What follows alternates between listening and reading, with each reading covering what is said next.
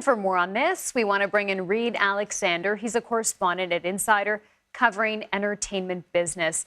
Thanks for being with us this morning, Reed. I want to start with asking you about just how long this strike has been going on for. It's the second longest strike in WGA history. So without knowing the exact specific details of this deal, is this a win for the writers? Certainly seems that way. The writers have characterized this deal after 146 days on the picket lines as, quote, an exceptional deal that they have reached with the studios. You heard Matt Bellany there saying that whatever they would have accepted would be far in excess of where the negotiation starting point was back in May when this strike was called.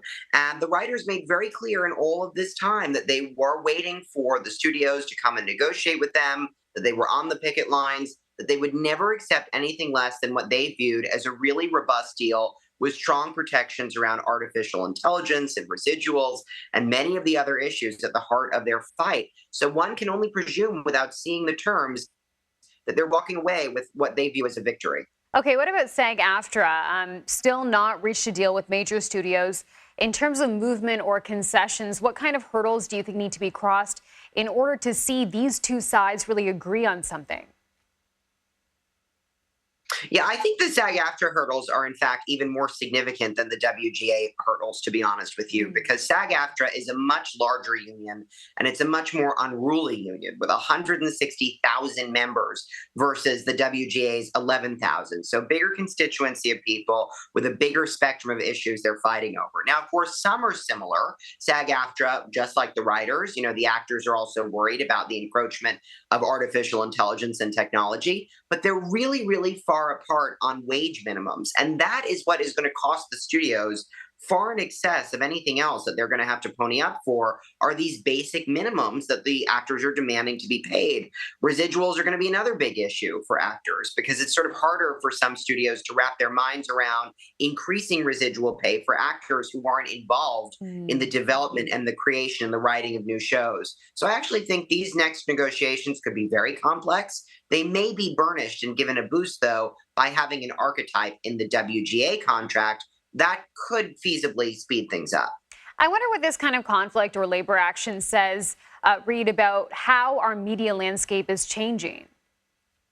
I think in a couple of ways, certainly it says that the march of technology has been slowed but not stopped. All of this, the genesis of this fight that we've seen in the past 5 months has really been about the advent of tech in Hollywood with the rise of streaming, AI, and so many other tools that actors and writers and creatives have really worried are coming to encroach upon their turf, take their job, reduce their territory. I think there's been a clear message sent here, which is that the creative force is not going to bow to these tools and simply go quietly into the good night. However, this is a 3-year deal, and we've seen just in the past 3 years how the conversation around, say, generative AI has completely transformed from the beginning of the pandemic to now. It's gotten so much more sophisticated. So where we end up in 3 years is unclear.